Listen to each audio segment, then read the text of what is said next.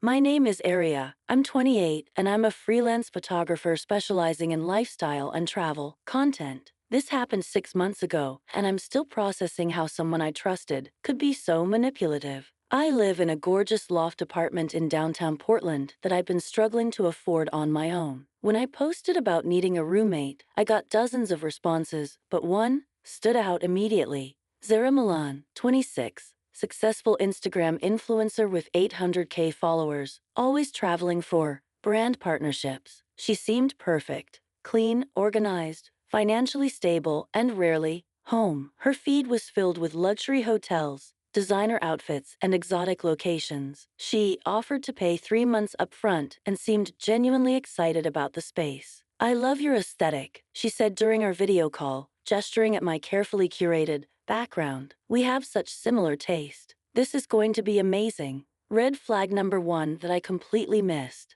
Zara moved in on a sunny Tuesday in September. She arrived with minimal belongings, just a few suitcases and some camera equipment. "I keep most of my stuff in storage," she explained. "I'm always on the road anyway." At first, everything seemed perfect. She was quiet, clean, and paid her share without any issues. She'd disappear for days at a time for brand trips and collaborations, leaving me to enjoy the apartment alone. But then I started noticing small things. My favorite coffee mug would be in different places than where I'd left it. My skincare products seemed to be running out faster than usual. Books I've been reading would have bookmarks in different spots. I initially brushed it off. Maybe I was just being absent-minded. The real weirdness started when I began getting compliments on photos I'd never posted. "Loved your story about the farmer's market yesterday," a friend texted me. "I hadn't been to any farmer's market. That outfit you wore to the gallery opening was incredible. I'd been home all weekend in pajamas." When I asked these friends where they'd seen these photos, they'd send me screenshots of my Instagram stories. Except they weren't my stories. They were Zara's, but she was using photos that looked exactly like something I would post. I started paying closer attention to her content. The more I looked, the more familiar everything seemed. Her poses, her captions, even her hashtags. They all felt like variations of my own style. But it got worse. I came home early from a client shoot one Thursday and heard noise from my room. I'd locked my door. I always locked my door. But there was definitely someone inside. I grabbed a baseball bat from the closet and slowly pushed open my bedroom door. Zara was sitting at my desk, wearing my clothes, taking photos with my camera. "What the hell are you doing?" I shouted. She spun around, looking startled but not embarrassed.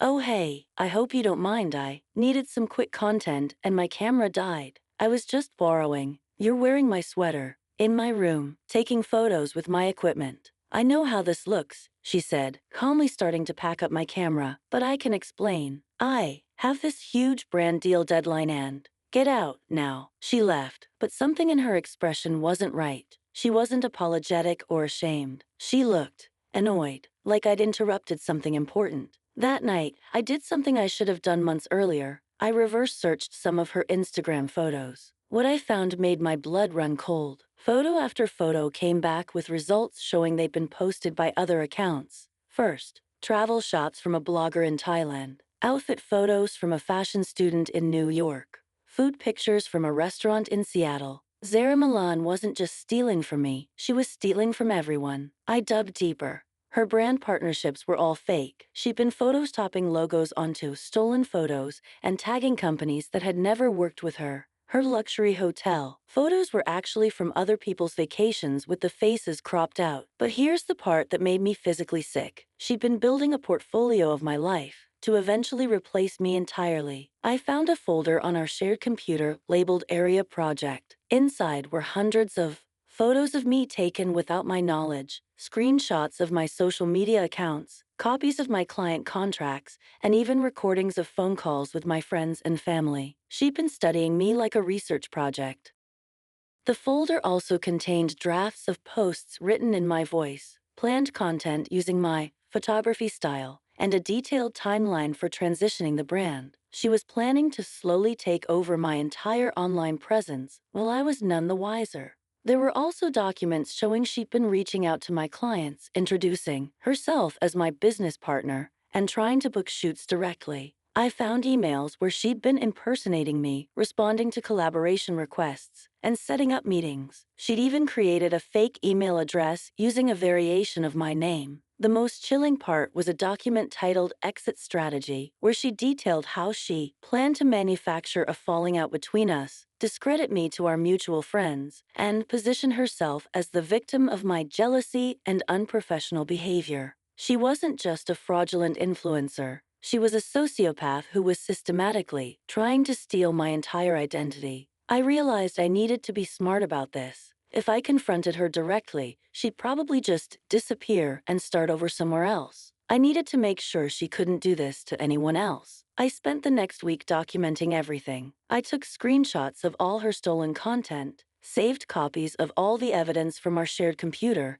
and started building a comprehensive case against her. I also set up a hidden camera in the common areas of our apartment to catch her in the act of stealing or going through my things. The camera footage was even worse than I'd imagined. She was going through my mail, photographing my personal documents, and even taking samples of my handwriting. She'd been practicing my signature. I watched her try on my clothes, practice my mannerisms in the mirror, and even record herself reading my text messages out loud to copy my speech patterns. It was like watching someone try to wear my life as a costume. After a week of surveillance, I had enough evidence to bury her. But I wanted to make sure the impact was maximum. I started by reaching out to every single person and company she'd stolen from. I created a detailed report showing exactly which of her posts were stolen, providing original sources and timestamps. Then I contacted Instagram, Twitter, and TikTok with evidence of her repeated copyright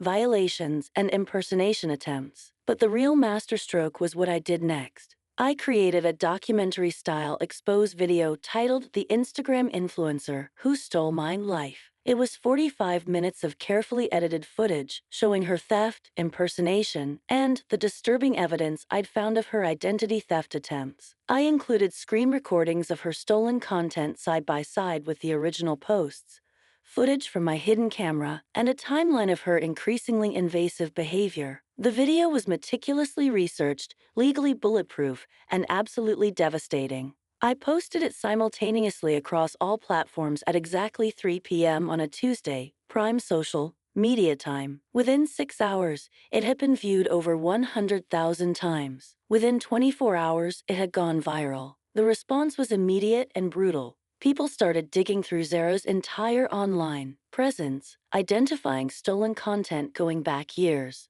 Her follower count plummeted from 800K to under 50K in 2 days. Major brands started posting statements distancing themselves from her and warning others about fake influencer fraud. Several companies mentioned they'd been contacted by someone claiming to be her, trying to secure partnerships. But the real impact came when other victims started coming forward. Dozens of people shared their own stories of content theft, identity impersonation, and similar schemes. It turned out Zara Milan wasn't even her real name. She was actually Jessica Chen, a 29-year-old with a history of fraud and identity theft. The story was picked up by major news outlets. I was interviewed on podcasts, featured in articles about social media fraud, and even consulted by law enforcement agencies dealing with similar cases. My own following grew from 15K to over 400K in a matter of weeks. Brands started reaching out with legitimate partnership offers, and I was booked solid with photography clients for months in advance.